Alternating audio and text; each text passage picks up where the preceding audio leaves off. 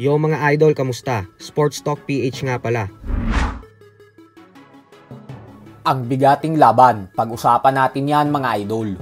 Ngunit bago ang lahat ay huwag kakalimutang mag-subscribe at i-click ang notification bell button for more sports talk.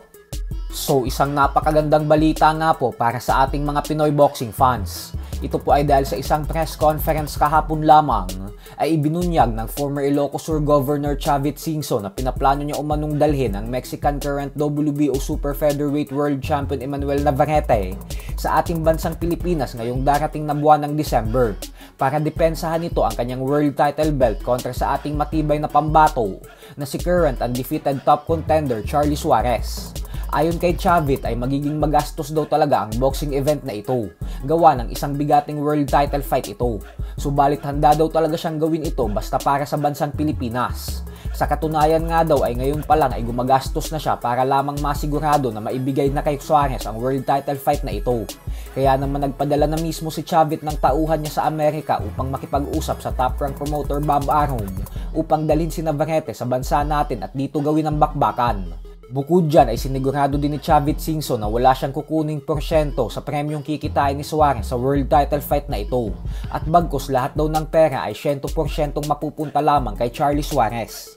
Malaki po ang posibilidad na magagawang maikasa ni Chavit ang world title fight sa pagitan ni Emmanuel Navarrete at Charlie Suarez. Dahil kung nagawa nitong mag-host ng Miss Universe sa bansa natin na di hamak na mas magastos, ay tiyak na mas kaya nitong gawin ang mega boxing event na pinaplano niya. Bukod dyan ay ang original na plano ay kailangang mag-antay ni Suarez sa pinaplanong world title defense ni Navarrete kontra sa kapwa niya Meksikano na si Oscar Valdez na dapat sana ay gaganapin ngayong December. Subalit dahil pumasok na sa eksena si Chavit Singson, kaya naman baka hindi na muna magtuos si Navarrete at Valdez. At bagkos Navarrete versus Charlie Suarez na agad ang mangyayari sa December ngayong taon dito sa ating bansa.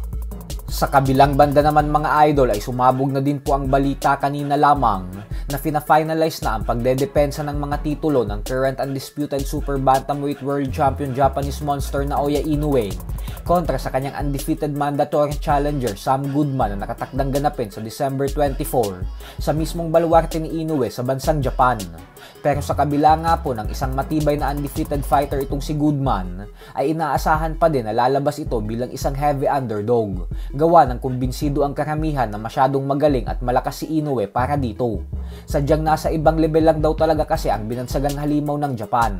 Kaya naman gusto na itong makita ng mga fans na tuluyan ng umakyat ng 126-pound featherweight division pagkatapos ng laban niya kontra kay Goodman.